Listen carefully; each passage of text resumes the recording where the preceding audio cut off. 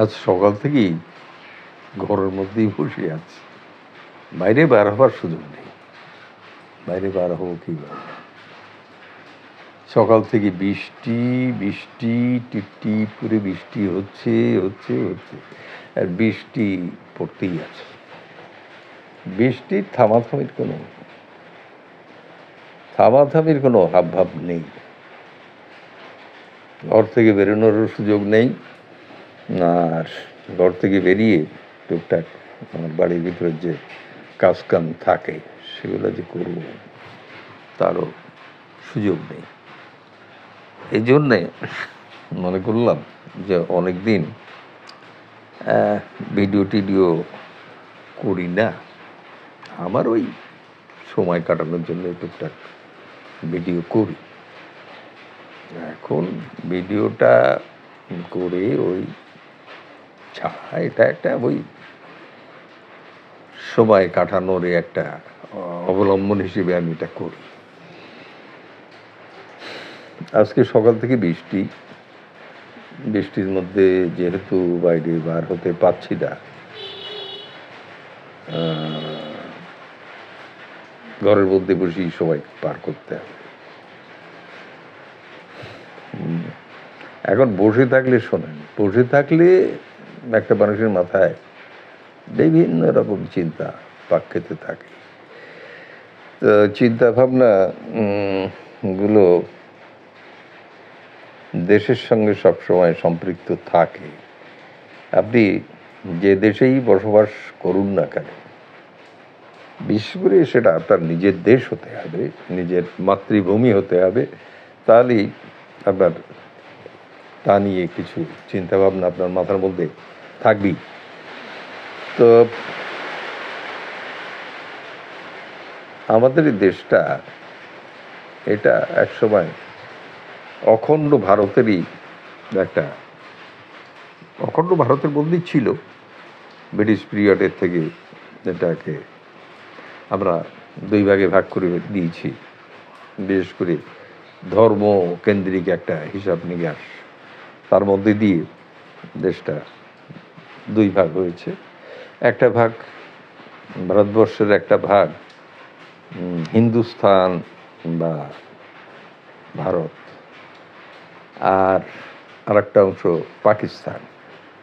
তো পাকিস্তানের অংশটা মুসলমানদের জন্যই সে সময় ভাগ বাঁটা করা হয়েছিল, আর হিন্দুদের বা অন্যান্য ধর্মাবলম্বী মানুষদের সব মিলে ঝিলাইয়ে ভারত। এবং পাকিস্তান ভিত্তিক যে রাষ্ট্রটা হয়েছিল মুসলমান সংখ্যাগরিষ্ঠতা অঞ্চল নিয়ে, সেটা আবার দুখণ্ড হয়ে গেল, দুই ভাগ, একটা পূর্ব পাকিস্তান, একটা পশ্চিম পাকিস্তান।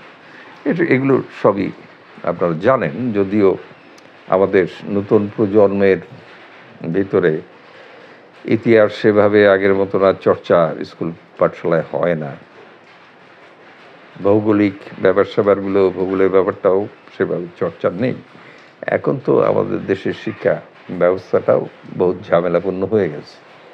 এটা শিক্ষা বা জ্ঞান পরিধি বাড়ানোর ক্ষেত্রে যতটুকু কাজ না করে, আমাদের বর্তমান শিক্ষক সাহেবদের টিউশনি কৌশল করে স্কুলের সময়টা পার করা, আর ছেলেপিলে কী শিখলো না শিখলো এটা বড় বিষয় না। বিষয় হলো তারও সময় পার করা, আর এর মধ্যে কে কত পয়সা উপার্জন করতে পারে তার একটা প্রতিযোগিতা করা।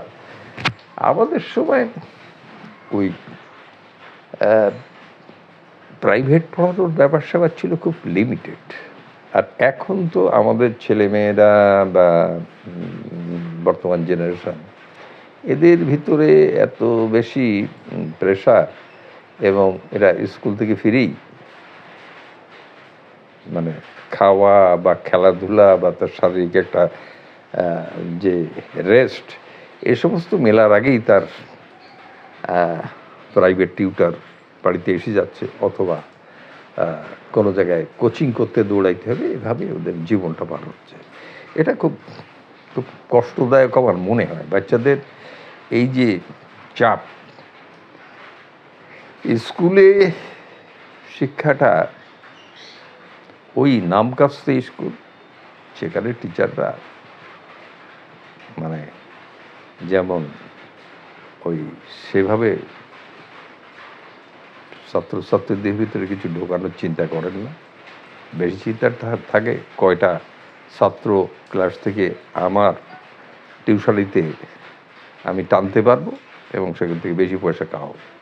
এই যেমন হসপিটালের ডাক্তারগুলা তারা হসপিটালে বসে বসে রোগী নাড়াচাড়া করে আর ওই নিজেদের চেম্বারে বসে কতটা রোগী দেখতে পারবে সেটার হিসাব নিকাশ কষে। এভাবেই সমাজের পুরো অর্থনৈতিক চাকাটা পাক খাচ্ছে, মানে সাধারণভাবে আমরা যারা জীবনযাপন করি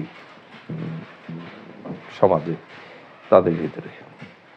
তো এগুলো অনেক কথা, অনেক ব্যাপার। এগুলো নিয়ে কথাবার্তা বলতে গেলে অনেক কিছু এসে যাবে। আপাতত ছোটোখাটো একটা ভিডিও করলাম, এটাই সকালে আপনাদের জন্যে থাকলো।